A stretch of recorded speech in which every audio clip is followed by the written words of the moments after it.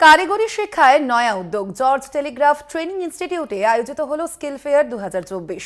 Sealdah main ক্যাম্পাসে ওই ফেয়ারের সূচনা করেন ইনস্টিটিউটের ম্যানেজিং ডিরেক্টর সুব্রত দত্ত। প্রতিষ্ঠানের এই উদ্যোগে খুশি ছাত্রছাত্রী ও অভিভাবকেরাও। কারিগরি শিক্ষার জগতে এক অদ্বিতীয় নাম জর্জ টেলিগ্রাফ ট্রেনিং ইনস্টিটিউট। 1920 সাল থেকে দীর্ঘ 104 বছর ব্যাপী নিজেদের কাজের মধ্য দিয়ে নিজেদের নাম বজায় রেখেছে এই প্রতিষ্ঠান। এবার ওই প্রতিষ্ঠানের পক্ষ থেকে নয়া উদ্যোগ নেওয়া হয়। পড়ুয়াদের আরো বেশি করে কর্মোপযোগী করে তুলতে 7 জুন জর্জ টেলিগ্রাফের পক্ষ থেকে স্কিল ফেয়ার 2024-এর আয়োজন করা হয়। 9টি বিভাগের 500-রও বেশি পড়ুয়াদের 27টি প্রজেক্ট নিয়ে আয়োজিত হয়েছিল এদিনের স্কিল ফেয়ার।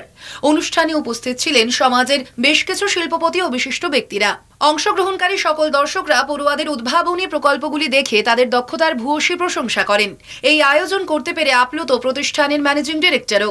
আমাদের প্রচুর কোম্পানির সঙ্গে টাই আপ আছে, আর এখন যেটা মজার ব্যাপার যেটা হচ্ছে যে এখন তো স্কিল ফেয়ার হচ্ছে। কিছুদিন আগে আমাদের ফাউন্ডেশন ডে হলো 16 মে। স্কিল ফেয়ারের পরেই আমাদের 15 তারিখ থেকে এক্সামিনেশন শুরু হবে, এখনও কিছু ক্লাসেস বাকি আছে। আর তারপরে আমাদের ফার্স্ট উইক অফ জুলাইতে আমাদের প্লেসমেন্ট ফেয়ার হবে।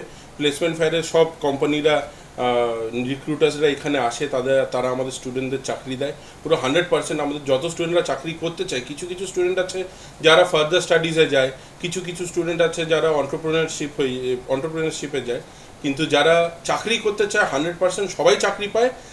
বিগত কয়েক বছরের মতো এবারেও দক্ষতা প্রমাণের জায়গা হিসেবে এই মেলায় একাধিক নতুন প্রজেক্ট সামনে আনেন পড়ুয়ারা। পাশাপাশি প্রকল্পগুলি ভবিষ্যতে শিল্পক্ষেত্রে খুবই কার্যকরী হয়ে উঠতে পারে বলেই আশাবাদী কোর কমিটির সদস্যরা। কলকাতা টিভি।